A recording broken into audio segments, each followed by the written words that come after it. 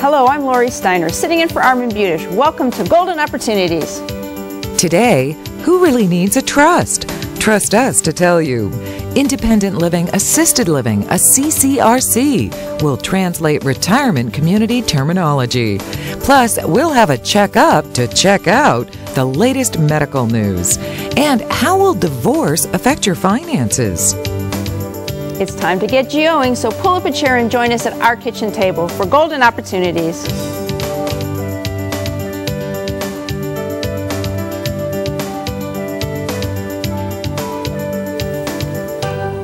Trust us. There are times when having a trust is a terrific idea.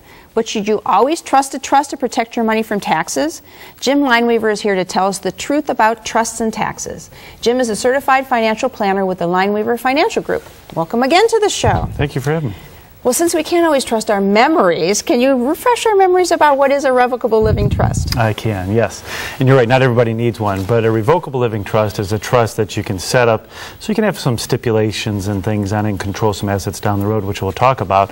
But basically, you're going to be able to retitle like things like your home and other properties and bank accounts and checking accounts in this trust so that it can avoid probate, and it has a lot of other benefits to it as well. And it's revocable, which means it's not permanent. You can make changes to it anytime you want to? You can. You can actually put things into it, and you're going to be assigned, you're going to actually be the grantor, so you're allowed to put things in there that you want. You're going to assign yourself as the trustee, and then you're going to also have beneficiaries of it as well. And obviously, while you're living, you can be the primary beneficiary, so you can get money back out of it and stuff. But then down the road, if something happens, then you can list the kids and grandkids and other things on that nature. Okay, so I know in the past people have used trusts to avoid estate taxes. Is that still going to hold true in the future? Yeah, well, right now there's an exemption on the federal estate taxes, so let's hope that stays true and continues into the future. But there's a big change coming in January of 2013, and what that is they're getting rid of the Ohio estate tax.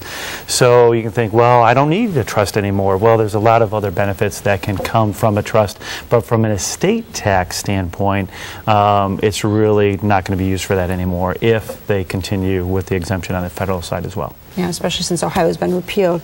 So, and you said there's other reasons, though, that you might want a trust even if it's not for tax purposes anymore. Yeah, it can help you avoid probate, and you can do that, though, in titling other accounts, so that's not the only reason. You can have payable on death and transfer on death and avoid the same thing. But a trust does help you avoid probate. It's going to help you with an easy transfer of assets. You can take control of the assets in the trust after your death, so you can kind of control it from the grave. And it also keeps the trust private, so if you're worried about somebody else after the fact coming back and finding out how the assets were divvied up, it actually is a way to protect all that. Yeah, and that's, I know people worry about that with probate being a court open to the public to come and look at things. So exactly. The trust keeps it separate. You even mentioned that, in fact, controlling it from the grave, that you have your own personal example of how you're going to set things up. I do, and this is going to let me know if my kids are watching the show, because it'll be a topic at dinner tonight if they are. So what I did is I set up a trust. So if my wife wants to get remarried, if something happens to me, that's fine. More power to her. But he's not getting any of the money, okay? So what I did is I controlled it. So for health, welfare, maintenance, support, education, my wife and the kids are totally taken care of. But then let's say my wife's not around anymore either. I've seen too many times where young kids get money and it can just destroy their future. So what I did, my first stipulation is that they don't get their first distribution until age 35, and then the second one at 40, and the last one at 45. So if they haven't figured out how to handle money by 45, there's other issues that they got to deal with. Yeah. But they might not be too happy at the dinner table tonight with that, but it's I've already written it. It's done, so they can't change it. So you mentioned that it's going to go on after you die, so who's in control of the trust then when you do pass away? Yeah, so that's why you set up a trustee and a successor trustee. So we've laid that out. My wife would take over if something happens to me, and then eventually, you know, we have a successor to that as well. So, and it can line up with their guardian, maybe for the kids if they're underage or things along that nature. So you put in a pecking order so that's all taken care of, and if you have to amend it in the future, you can. Okay. Any other benefits of having a trust agreement set up rather than having things go through probate? Yeah, what ends up occurring is basically through the trust, and you have the control. We talked about that issue and things along that nature.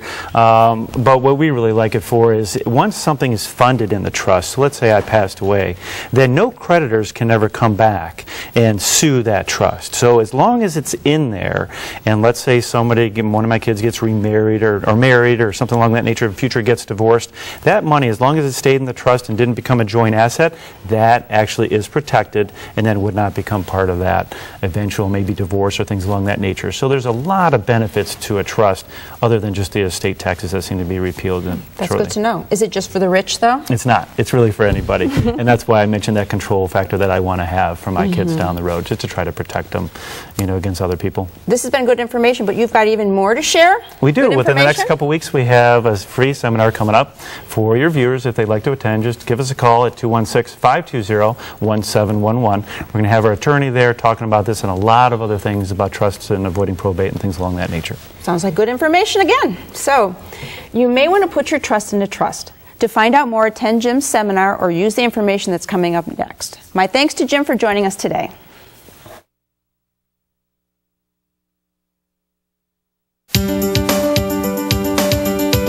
For more information, call the Lineweaver Financial Group at 1-888-313-4009 or log on to www.lineweaver.net.